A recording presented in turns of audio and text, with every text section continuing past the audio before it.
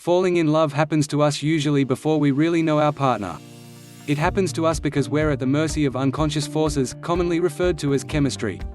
Don't judge yourself for loving someone who doesn't treat you with care and respect, because by the time the relationship turns abusive, you're attached and want to maintain your connection and love. There may have been hints of abuse in the beginning that were overlooked, because abusers are good at seduction and wait until they know we're hooked before showing their true colors. By then, our love is cemented and doesn't die easily. It's difficult to leave an abuser. It's possible and even probable to know we're unsafe and still love an abuser. Research shows that even victims of violence on average experience 7 incidents before permanently leaving their partner. It can feel humiliating to stay in an abusive relationship. Those who don't understand ask why we love someone abusive and why we stay. We don't have good answers. But there are valid reasons. Our motivations are outside our awareness and control, because we're wired to attach for survival. These instincts control our feelings and behavior.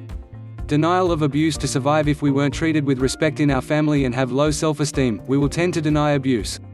We won't expect to be treated better than how we're controlled, demeaned, or punished by a parent. Denial doesn't mean we don't know what's happening. Instead, we minimize or rationalize it and/or its impact.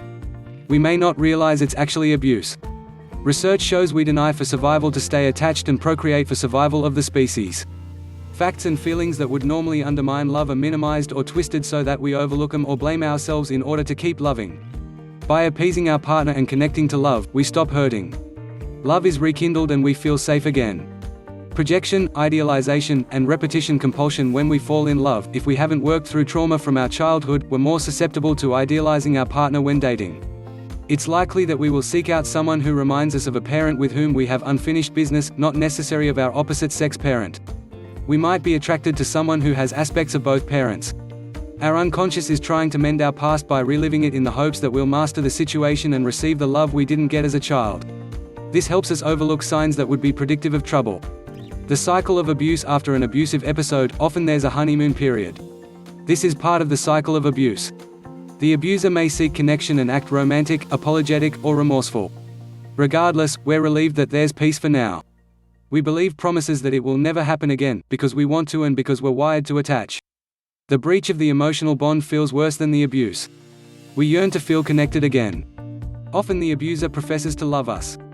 We want to believe it, and feel reassured about the relationship, hopeful, and lovable. Our denial provides an illusion of safety. This is called the merry-go-round of denial that happens in alcoholic relationships after a bout of drinking followed by promises of sobriety. Low self-esteem. Due to low self-esteem, we believe the abuser's belittling, blame, and criticisms, which further lessen our self-esteem and confidence in our own perceptions. They intentionally do this for power and control. We're brainwashed into thinking we have to change in order to make the relationship work.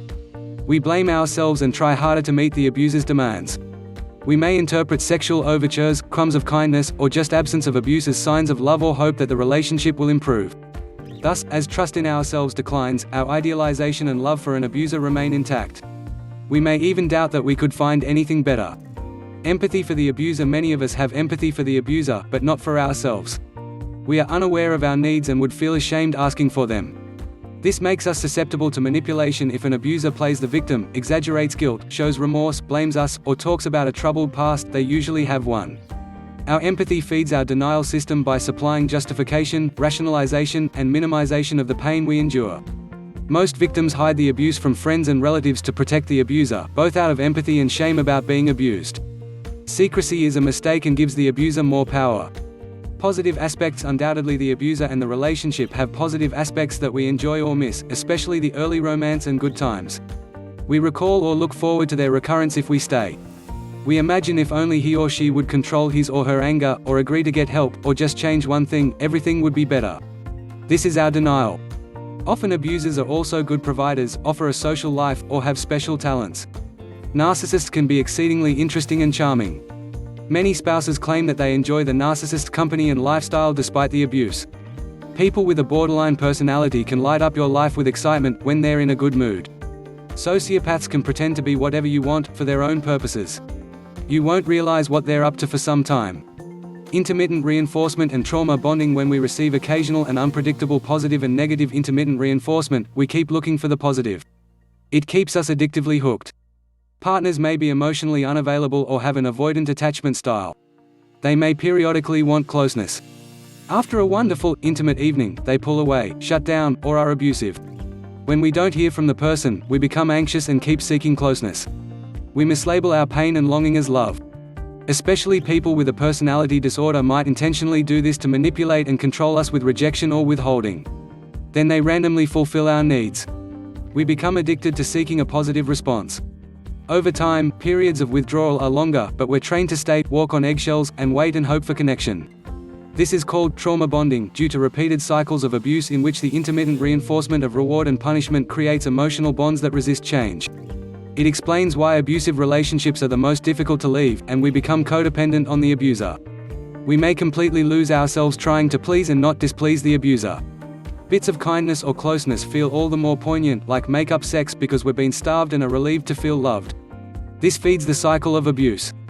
Abusers will turn on the charm if you threaten to leave, but it's just another temporary ploy to reassert control. Expect to go through withdrawal after you leave. You may still miss and love the abuser. When we feel completely under the control of the abuser and can't escape from physical injury, we can develop Stockholm Syndrome, a term applied to captives. Any act of kindness or even absence of violence feels like a sign of friendship and being cared for. The abuser seems less threatening. We imagine we're friends and can love the abuser, believing we're in this together. This occurs in intimate relationships that are less perilous due to the power of chemistry, physical attraction, and sexual bonding. We're loyal to a fault. We want to protect the abuser whom we're attached to rather than ourselves. We feel guilty talking to outsiders, leaving the relationship, or calling the police. Outsiders who try to help feel threatening. For example, counselors and 12-step programs may be viewed as interlopers who want to brainwash and separate us. This reinforces the toxic bond and isolates us from help, what the abuser wants. Steps you can take if you feel trapped in a relationship or can't get over your ex. Seek support and professional help. Attend CODA meetings. Get information and challenge your denial. Report violence and take steps to protect yourself from violence and emotional abuse. When you miss the abuser or are longing for attention, in your mind substitute the parent whom you're projecting on your partner. Write about and grieve that relationship. Be more loving to yourself. Meet your needs. Learn to set boundaries. Take steps to improve the relationship utilizing dealing with a narcissist and difficult people. Get breakup recovery and how to raise your self-esteem.